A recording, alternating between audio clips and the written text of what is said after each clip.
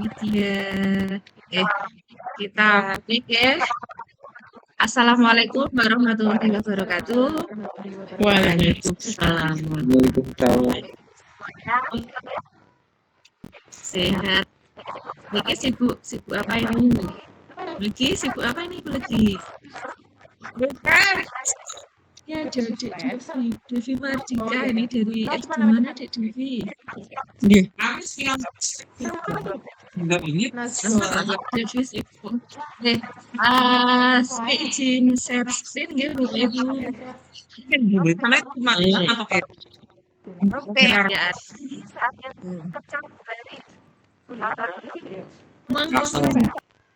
Untuk diseminasi kali ini kita akan membahas tentang disiplin positif. Namun sebelumnya di sini ada beberapa pertanyaan pemantik ya Bapak Ibu. Yang pertama, hukuman dapat mendisiplinkan anak. Ya, Bu Devi. Baik, terima kasih Bu ya atas waktu dan kesempatannya. Menurut saya hukuman mendisiplinkan anak, kalau saya hukuman itu sifatnya hanya sementara ya Bu. Jadi mohon maaf ini suaranya putus-putus Bu. Halo, sudah bisa terdengar belum ya Bu ya? Masih putus-putus. Sebentar. Mungkin sinyalnya.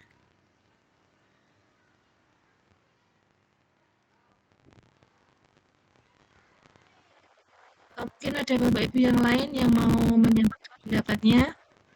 Ya. Halo Bu ya, apakah sudah bisa terdengar? Devi bisa dilanjutkan. Atas waktu dan kesempatannya, hukuman dapat mendisiplinkan anak. Kalau menurut saya pribadi, hukuman ini sifatnya hanya sementara nih Bu ya. Jadi anak akan takut ketika kita memberikan hukuman waktu itu tentu saja, tapi hukuman ini tidak bersifat lama, sehingga bagi saya hukuman ini tidak bersifat maksimal untuk mengatakan hal-hal positif, sehingga kalau saya tidak setuju seperti itu Bu ya. Terima kasih. Ya. Mungkin Bu Esti setuju mboten jika hukuman mendisiplinkan anak Bu? Anak memang wajib. Oke. Ya silakan buka. Apakah hukuman dapat mendisiplinkan anak? Karena kalau dia dihukum, nanti kan dia untuk hukum dari satu kata, jadinya dia tidak ikhlas dalam melaksanakan pendisiplinan dia.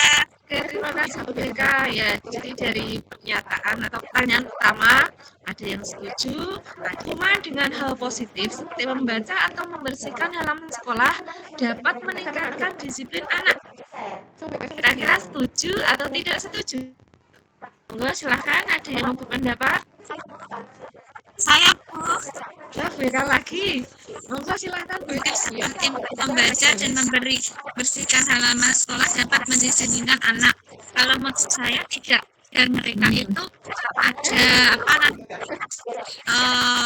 keinginan untuk disiplin mereka. Ya, kemudian hukuman meningkatkan motivasi belajar anak. Meningkatkan motivasi belajar anak.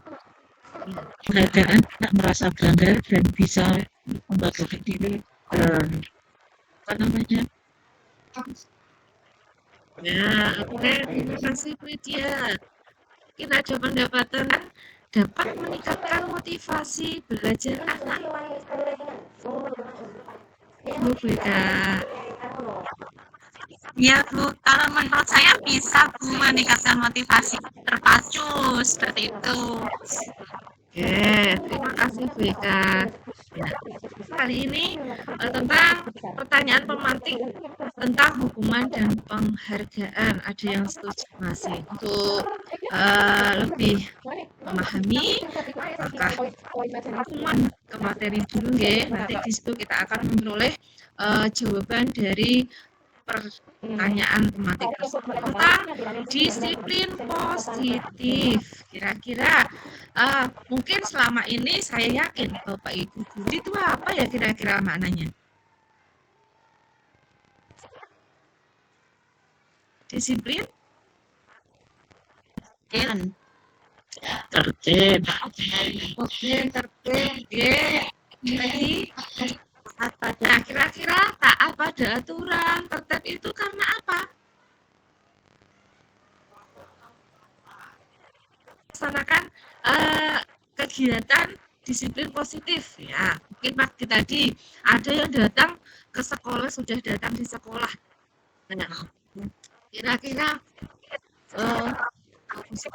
ya mungkin Arti disiplin nggih. ya. Arti disiplin adalah mendewasakan diri, satu. Yang kedua, itu ada sanksinya, Ibu. Oke. Oke. Oke, nggih. Bu Setyo aturan ya Bu Setyo. Iya, betul. Bukan Oke. sanksi. Oke, nggih. Terima kasih. Dari Diana Gusen dalam bukunya Restructuring School Discipline dari bahasa Latin disiplina yang artinya belajar. Kata disiplin juga untuk menjadi seorang murid atau pengikut, seseorang harus paham betul alasan mengapa yang terbangun adalah motivasi intrinsik, bukan ekstrinsik. Ya, sebelum jam 7 sudah sampai. Ya, Bu. Nah, Telat, Bu. oh hari ini telat. Ya. Nah, misalnya seperti itu, Bu Setyo Ada aturan, Ibu. pakai aturan. Ada yang meminta Ibu untuk Bu Setyo ayo berangkat Pak. Karena terpancang karena ada aturan dari dinas paling Enggak. Nah, berarti motivasi itu kan datangnya dari mana Bu Setyo? Dilakukan kegiatan itu dilakukan karena motivasi dari dalam dirinya. Jadi seseorang itu dikatakan sudah disiplin ketika melaksanakan sesuatu itu karena dari orang lain. Ngoten nggih? Itu untuk disiplin positif. Saya lanjut kali ini topik dalam konsep-konsep kunci disiplin positif akan kita bahas beberapa motivasi perilaku manusia, kemudian posisi kontrol restitusi, keyakinan kelas, dan nah,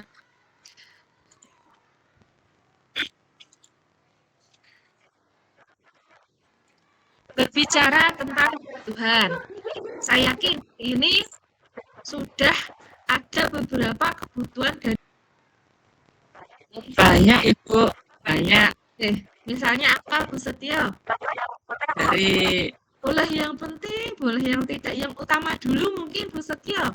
Sebenarnya apa?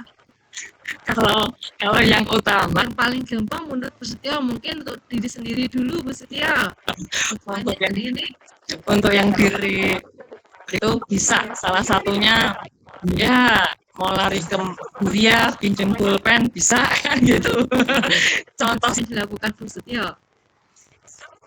ikut Zoom Buria, Bu. Alhamdulillah. Kalau sebut Bu Setyo oke yang mau menyampaikan. Kelas berapa? Ayo masuk ke rumah sarapan. Ya, mau sering. Mikrofonnya mati sebentar nih. kebutuhan dasar paling tidak kita kebutuhan yang paling terpokok yaitu tadi pagi saya makan, berarti berangkat pagi ke kantor. Itu yang menjadi kebutuhan. Ya mungkin di sini karena Bu Cia guru ekonomi ya, yang dibahas tentang kebutuhan primer, kebutuhan dasar ya. Sama, oke, saya lanjutkan. Jadi kebutuhan dasar manusia itu bertahan hidup. Nah, kebutuhan bertahan hidup ini kaitannya dengan tadi yang disampaikan oleh Bu Widya Setyo, itu masuk ke kebutuhan dasar manusia yang pertama yaitu bertahan hidup. Jadi kita butuh makan, kita butuhnya. Ya, itu yang pertama. Yang kedua, ada kebutuhan akan kasih sayang. Saya yakin semuanya tidak hanya menerima kasih sayang saja, tetapi juga memberikan kasih sayang kepada orang lain. Nah, kita sendiri bagaimana anak didik yang terpenuhi kasih sayangnya, bagaimana yang kurang kasih sayangnya. Kita lihat dari siswa kita yang terpenuhi kebutuhan akan kasih sayangnya, itu akan nampak nggih orang lain, ya. Itu yang kedua. Kemudian yang ketiga, kebutuhan akan kuasa atas sesuatu bukan. Jadi di sini seseorang itu memiliki kekuatan untuk melakukan, untuk menonjolkan diri, kemampuannya, ya, memiliki penguasaan dalam bidang-bidang tertentu. Adalah misalnya suka sesuatu penguasaan akan gadgetnya akan dimunculkan, ya. Yang ketiga, tegasan di sini maknanya jadi setiap orang itu memiliki hak untuk memilih tanpa adanya kita memilih sendiri. Kemudian yang kelima adalah kesenangan, ya, kesenangan sesuatu tidak terpenuhi, apa yang terjadi, ya, apa yang terjadi kira-kira? Dewa GBK. Nah, itu makanya kebutuhan dasar ini harus terpenuhi. Motivasi perilaku manusia. Nah, dari belum keluar ya, belum keluar yang saya sudah di HP saya sudah kan bekasnya saya dipaksa gitu ya. Oke, Bunda Sita, terima kasih sudah nampak nggih motif di sekolah kita, yaitu seni sapa, sopan dan kemudian bersalam-salaman dengan Bapak Ibu guru. Kira-kira kira-kira apa? dapat sangu Bu. Selain dapat sangu, ya dulu kalau saya sekolah yang pertama Ketemu cowoknya iya mereka. Kira-kira motivasi murid jenengan masuk sekolah, masuk kelas itu apa? Karena suatu kewajibannya banyak, takut di BK Ibu. Oh, takut, iya takut akan hukuman berarti ya Bu ya? Ya, itu. Takut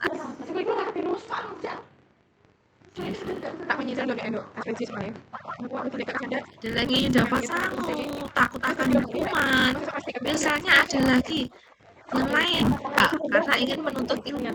Terus lagi misalnya ada yang termotivasi karena hari ini.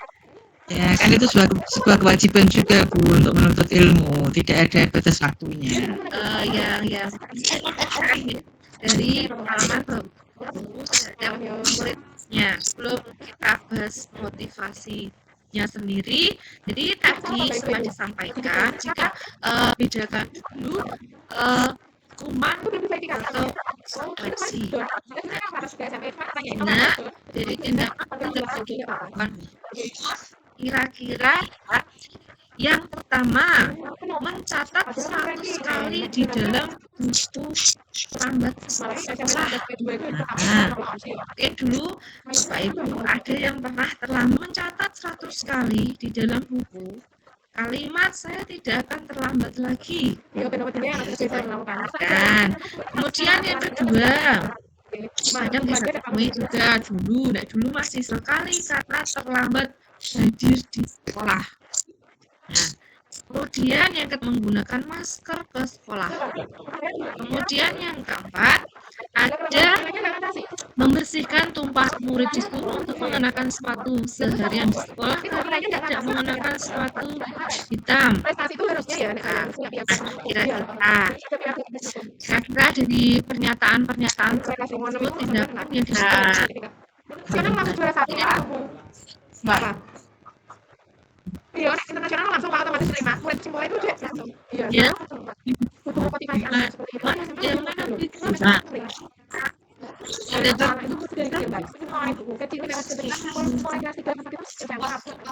Hukuman atau konsekuensi menurut Begia? Cuman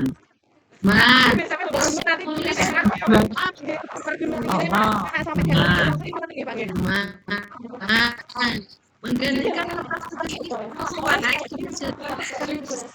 saat belajar Konsekuensi. dengan tarik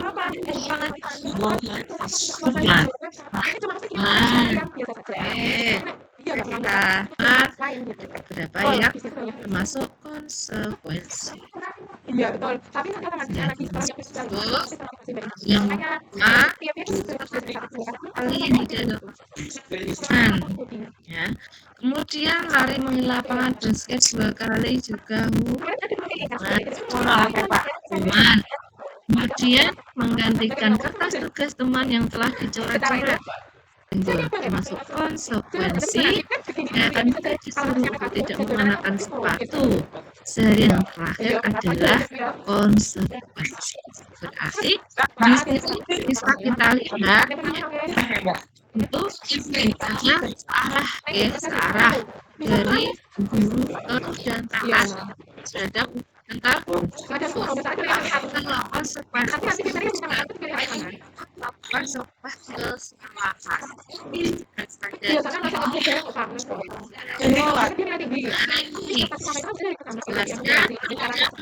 atau harus terjadi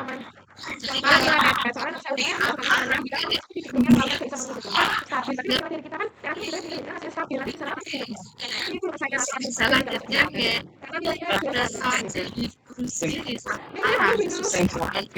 yang menerima punya pengalaman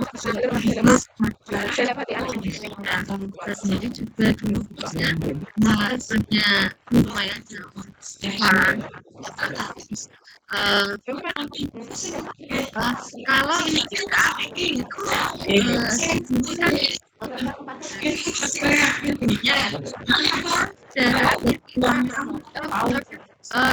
saya contoh maksimal biasanya karena kendaraan yang kami pakai di antaranya hormat di bawah tiang saya merasa sakit hati kenapa harus dihukum seperti itu ya jadi sesuatu misalnya ada lewat guru kita lewat seperti itu kan kita juga konsekuensi itu sesuatu yang harus kita sendiri hukuman itu membuat anak sakit fisik maupun hati untuk jangka waktu yang lama ya seperti kayak terngiang yang sampai hari ini padahal itu sudah sekian 2004 itu 2002 terngiang-ngiang ya hati saya masih sakit yaitu jadi untuk jangka panjang hukuman Isa tidak nyaman dalam jangka waktu yang pendek nah, jadi saat itu sudah kemudian yang ketiga hukuman itu anak jadi membenci kedisiplinan menggerutu dari dihukum kan ada alasannya kan gitu jadi ya, sedangkan konsekuensi itu anak menghargai kedisiplinan karena dia tahu kemudian yang keempat hukuman itu merupakan sebuah paksaan ya harus tanggapan jadi si anak dengan kesadaran sendiri ketika jadi dengan sadar dia melakukannya kemudian hukuman mendorong anak menyakiti dirinya sendiri ya dia menyakiti diri sendiri dari saya kadang pikirannya kan gini wah nah itu kemudian mendorong kalau konsekuensi itu mendorong anak agar mudah menyesuaikan diri konsep diri yang buruk tadi jadi saya berpikiran buruk ya tentang pendisiplinan karena adanya hukuman bukannya berpikiran konsep dirinya yang baik jadi arahnya itu positif kemudian hukuman terlambat masuk sekolah tapi kan saya tidak mau disalahkan Bapak Ibu nah ini menyalahkan kendaraan umum kenapa hari ini tidak berangkat sedangkan konsekuensi anak belajar makin belajar untuk mematuhi sebuah peraturan kemudian hukuman itu pasti kita rasakan ketika kita mendapatkan sebuah hukuman sedangkan konsekuensi itu ada jadi tidak dalam waktu yang wajar itu perbedaan hukuman dan nah ini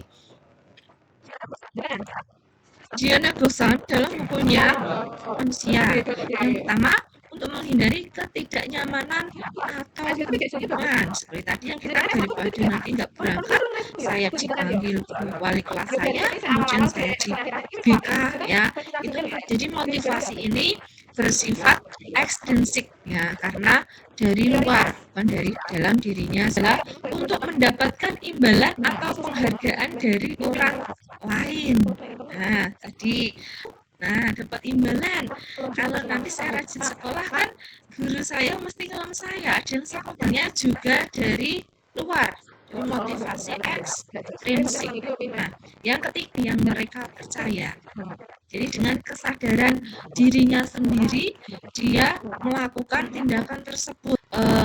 Memang merupakan sebuah kebajikan ya. Jadi datangnya dari diri sendiri. Motivasi itu kita kelompokkan dua diantaranya, motivasi dari luar, ekstrinsifasinya intrinsik dari dalam dirinya sendiri.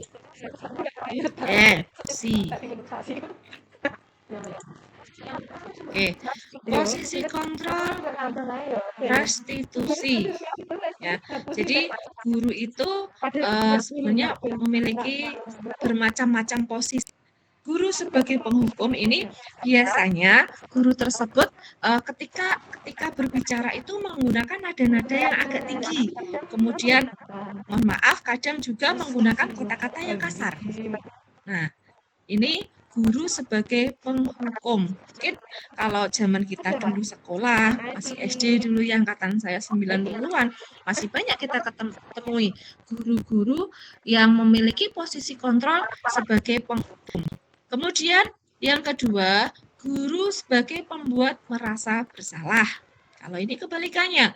Jadi seorang guru yang memiliki posisi membuat merasa bersalah, biasanya ini menggunakan kalimat-kalimat yang lebih halus, bahkan melas ya. Melas, masa kamu gak kasihan sama ibu, kamu sudah mengecewakan ibu hari ini, dan sebagainya. Jadi membuat si anak ya, murid kita itu merasa bersalah akan apa yang kita sampaikan kepada dia, merasa bersalah ya.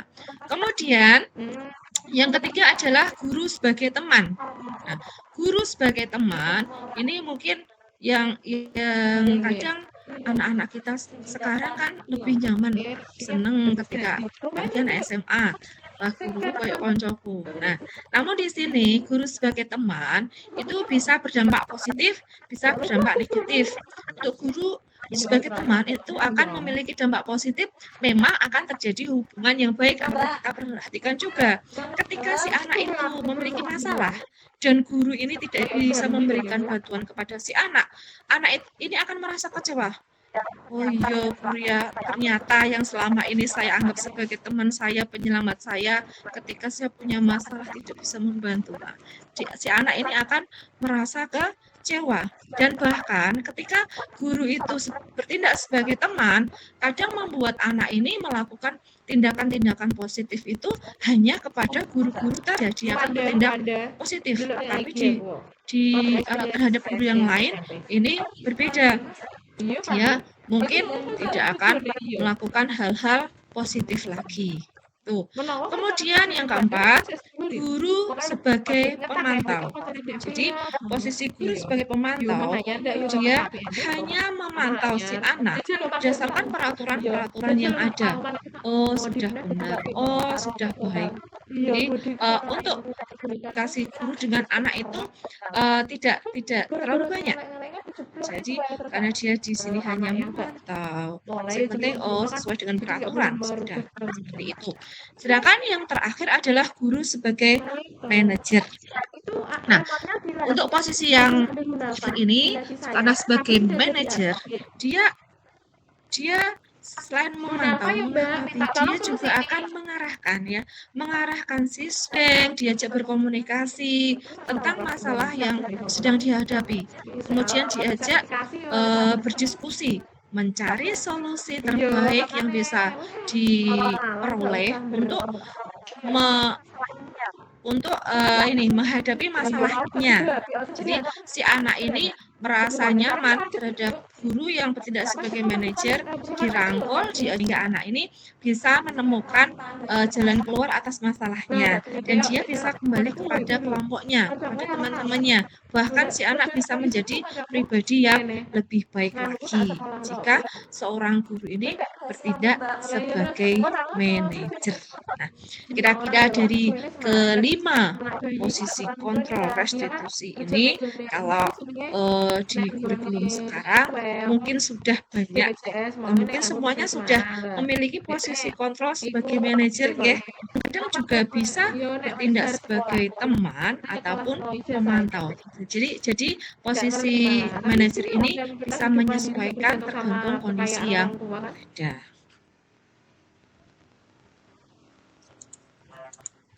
Nah, nih posisi kontrol restitusi. Ya, untuk penghukum, ya,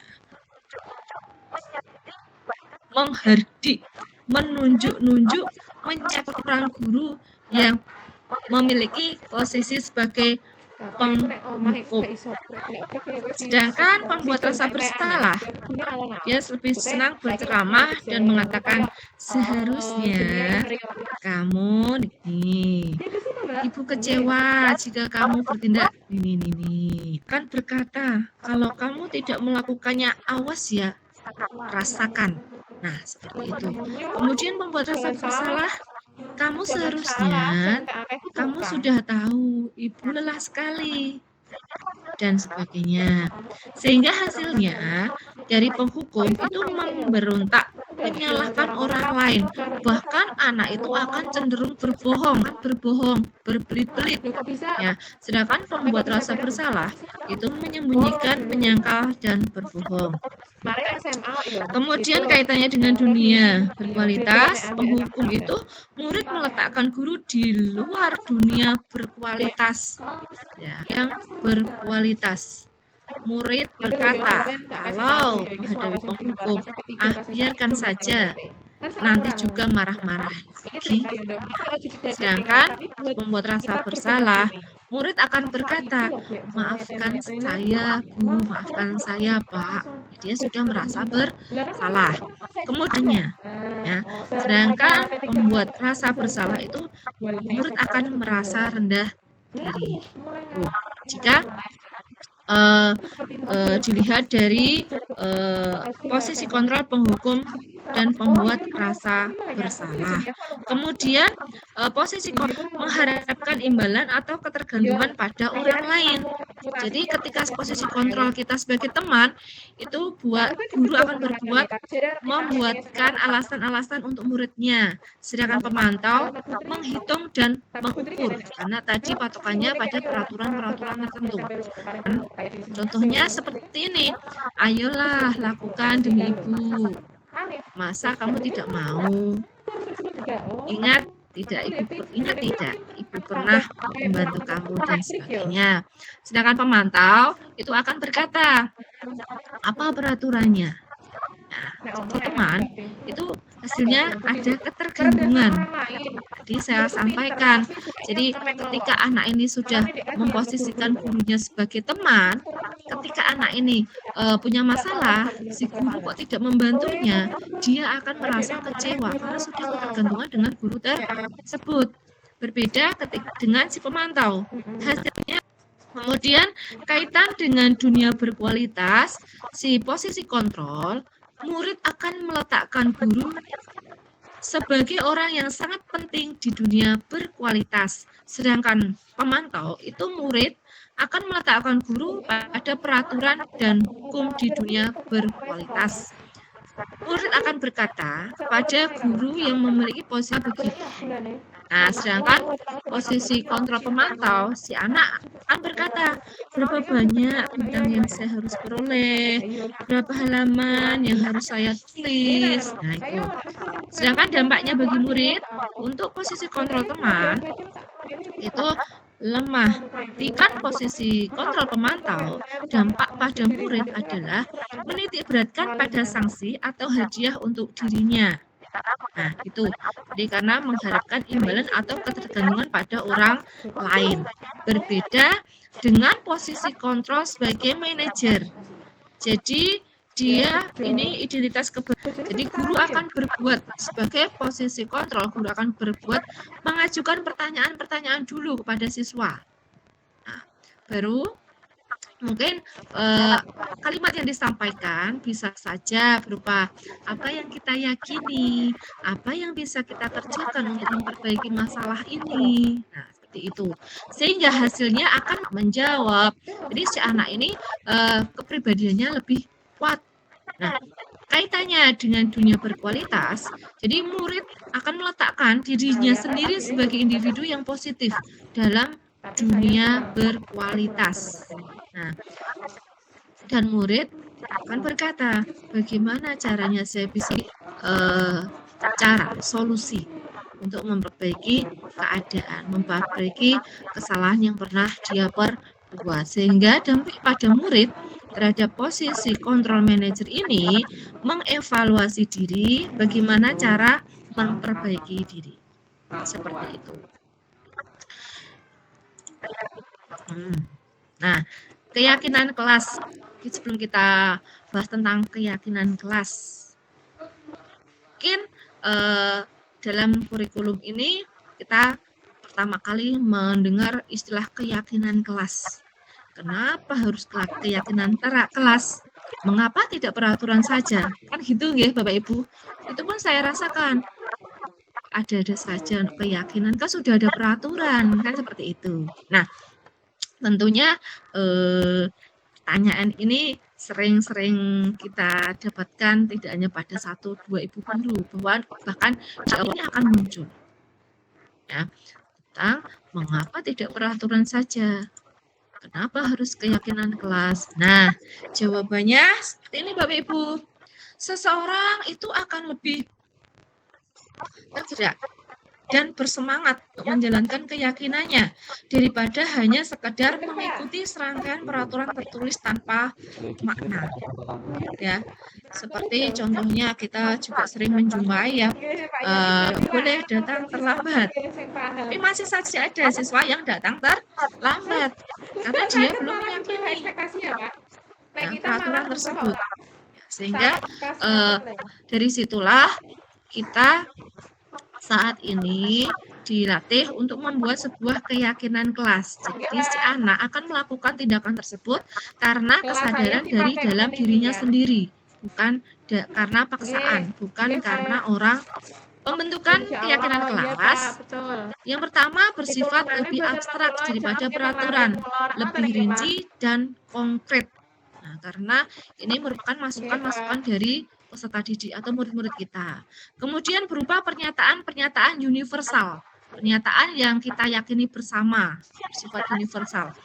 Terus yang ketiga, senantiasa dibuat dalam bentuk positif. Jadi keyakinan kelas tersebut dituangkan dalam kalimat-kalimat positif. Misalnya, kalau anak itu menyampaikan tidak boleh sampah sembarangan. Nah, kita buat kalimat yang positif. Misalnya, tidak boleh membuang sampah sembarangan. Kalimat itu dirubah menjadi kalimat positif, jadi membuang sampah pada tempatnya. Kemudian, hendaknya tidak terlalu banyak, sehingga mudah diingat dan dipahami oleh semua warga kelas. Jadi mewakili keyakinan kelas itu mewakili dari apa yang diinginkan oleh siswa dan diyakini ke kelas. Terus sebaiknya dapat diterapkan di lingkungan tersebut, ya, karena merupakan masukan dari siswa-siswa. Jadi sebaiknya dapat diterapkan di lingkungan tersebut. Terus semua warga kelas hendaknya ikut berkontribusi dalam pembuatan keyakinan kelas lewat kegiatan curah pendapat. Jadi saya sampaikan, jadi keyakinan kelas itu memang merupakan kontribusi atau masukan dari seluruh kelas. Jadi fleksibel ya untuk keyakinan kelas ini. Sekiranya setelah dijalankan ada yang belum berjalan dengan Baik, kita evaluasi bareng-bareng keyakinan kelas mana dari sekian ini yang belum bisa berjalan, yang belum kita lakukan bersama-sama. Jadi perlu ditinjau dari waktu ke waktu. Boleh. Terus untuk prosedurnya, pembentukan keyakinan kelas yang pertama mempercekati. Nah, jadi dalam proses ini curah pendapat itu bisa kita buat kelompok. Jadi untuk memudahkan kita buat kelompok, misalnya dalam satu kelas itu ada 36. Nah, kita buat kelompok 6 kelompok berisikan 6 orang. Nah, dalam kelompok tersebut masing-masing siswa bisa menuliskan. Nah, kira-kira keyakinan apa ya yang bisa dia berikan di kelas ini, yang sekiranya bisa dia laksanakan nantinya. Nah, kemudian mencatat besar di mana semua warga kelas sekolah bisa melihat hasil curah pendapat ya. Kalau misalnya adanya di kelas itu hanya whiteboard sama spidol, ya kita tuliskan saja, tidak apa-apa. Secara bergantian siswa maju ke depan menuliskan masukan tersebut. Ya, syukur-syukur di sekolah disediakan kertas sticky note seperti itu yang warna-warni, mereka lebih bersemangat menulis. Nah, kertasnya kan warna-warni, nulis, mencatat masukan-masukan keyakinan kelas dalam bentuk kalimat yang positif seperti tadi. Jadi kita pun memantau mereka kalimat-kalimatnya itu harus menunjukkan kalimat-kalimat yang positif. Kemudian tinjau kembali daftar curah pendapat yang sudah dicatat, tindak ulang keyakinan kelas secara bersama-sama. Setelah keyakinan selesai dibuat, semua warga kelas meninjau ulang menyetujui keyakinan sekolah atau kelas tersebut. Nah, jadi setelah semuanya menempel, masukan-masukan tadi kita tinjau satu persatu, kita kelompokkan yang positifnya, dan jadilah sebuah keyakinan kelas atau sekolah yang bisa diletakkan di dinding kelas di tempat yang mudah terlihat semua warga kelas.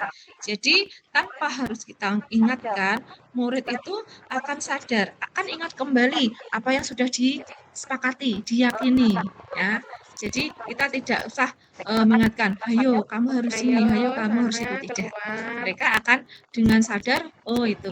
Murid bisa melihat, bisa membaca keyakinan kelas tersebut karena sudah nampak di depan, ya, di dinding kelas, ditempel atau ditulis.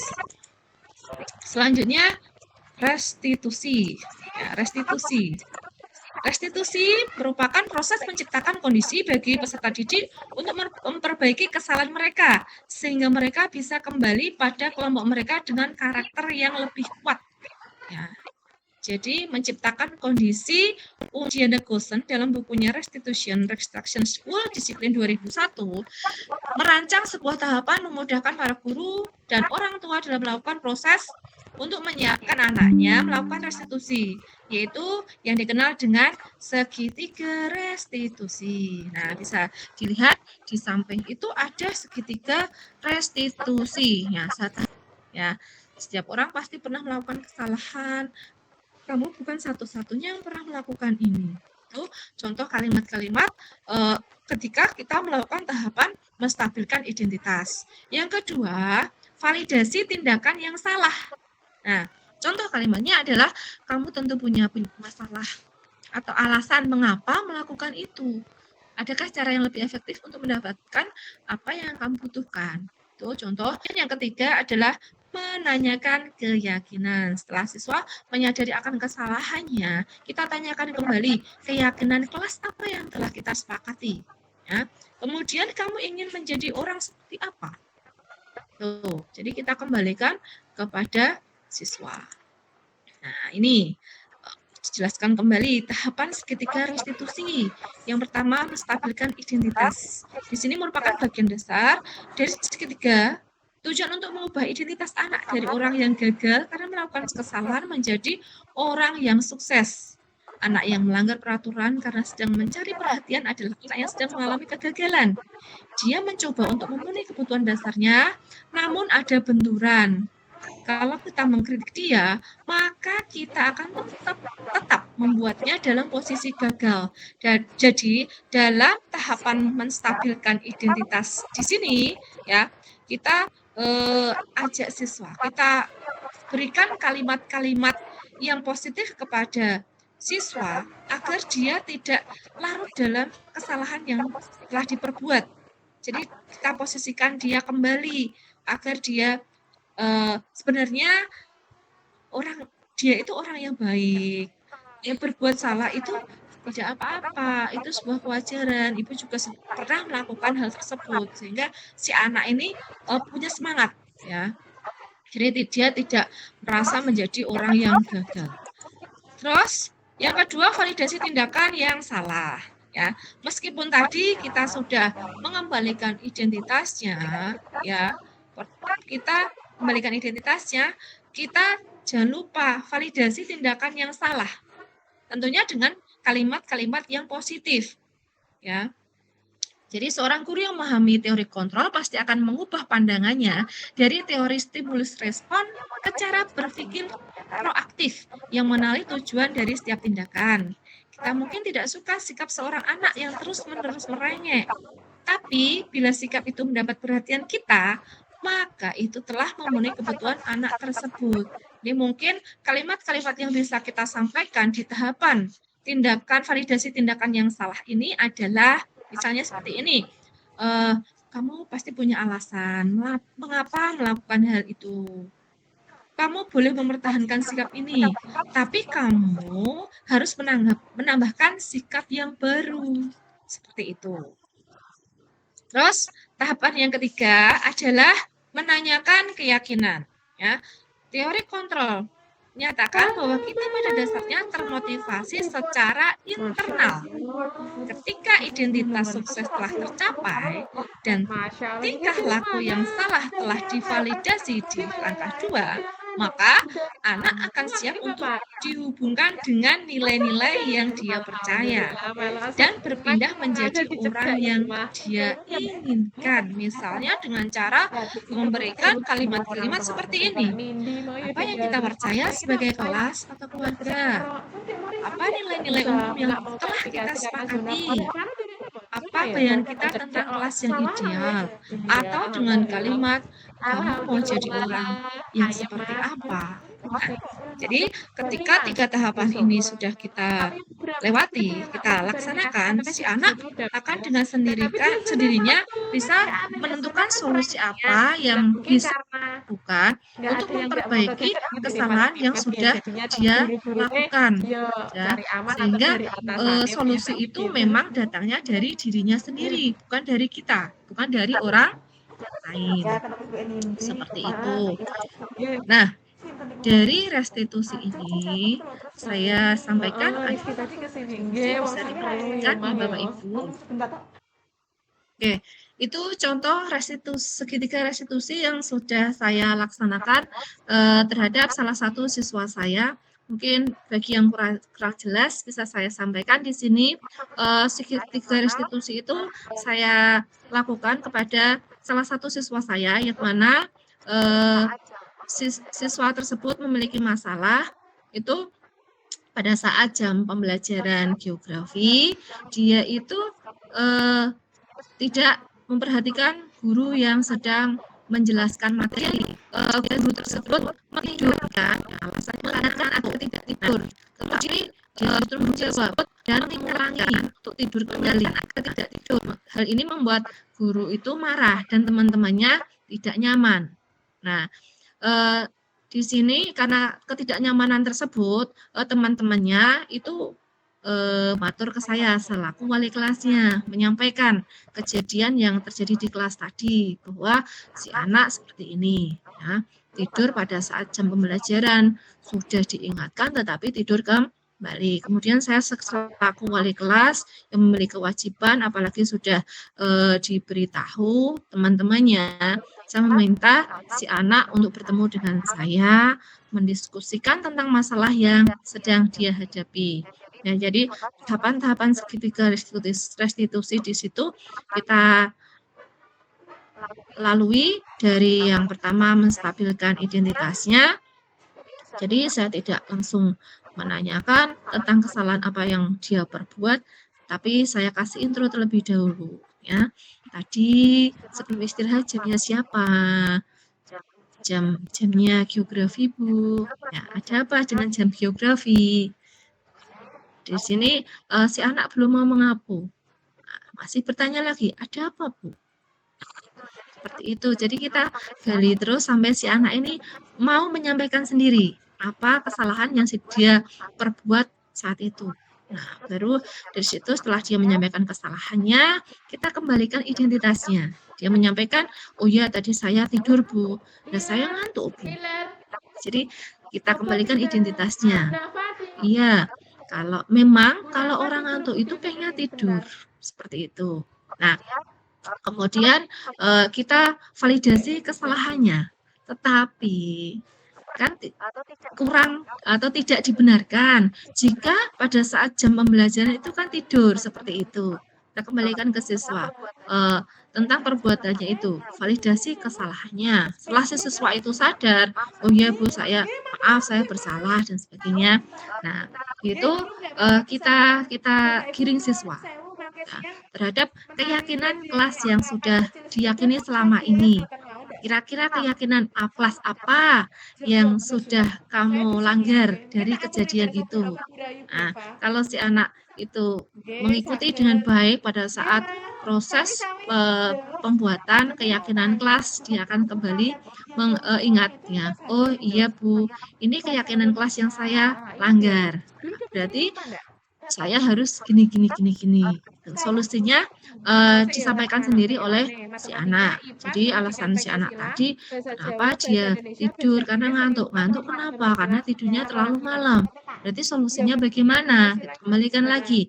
Nah, dia sendiri yang akan menentukan solusinya seperti itu. Oke, Bapak Ibu, demikian yang bisa saya sampaikan. Mungkin ada pertanyaan atau tidak? Ada pertanyaan atau tidak? Kelihatannya tidak ada, nggih. Kalau tidak ada, terima kasih untuk Bapak Ibu yang sudah berkenan mengikuti diseminasi aksi nyata disiplin positif dari saya. Mohon maaf bila dalam penyampaian tadi kurang berkenan, ada tutur kata saya yang salah, mohon dimaafkan. Namun sebelum saya akhiri, di sini saya punya pantun lagi Bapak Ibu. Kalau tadi berpusing-pusing, berlari-lari, mengejar deadline untuk mengisi nilai, ini saya berikan pantun. Saya sendiri banyak ngomong ini, tentunya merasa haus. Nah, ini kuat bertabur spasi. Cakep. Cakep. Saya ucapkan banyak terima kasih. Semoga selalu memberikan kemurahan.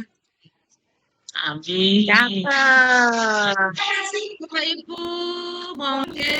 Assalamualaikum warahmatullahi wabarakatuh. Waalaikumsalam. Dipoto dulu. Bapak Ibu. Ayo sakit. Oke. Ini kayaknya seperti apa Bu Enda? Ayo sini kok.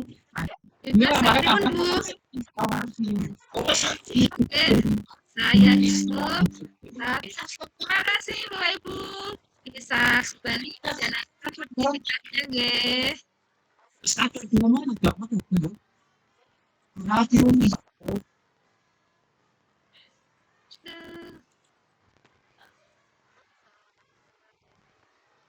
Monggo bisa keluar dari Meet untuk Ya, good job, guys.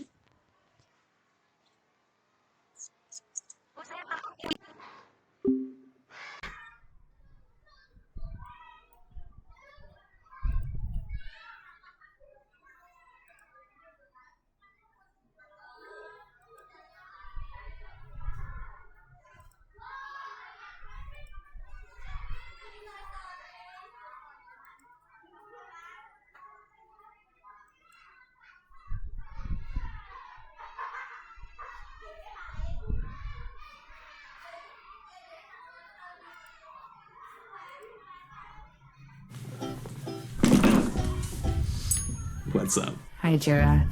We brought you here today to let you know that we made the business decision to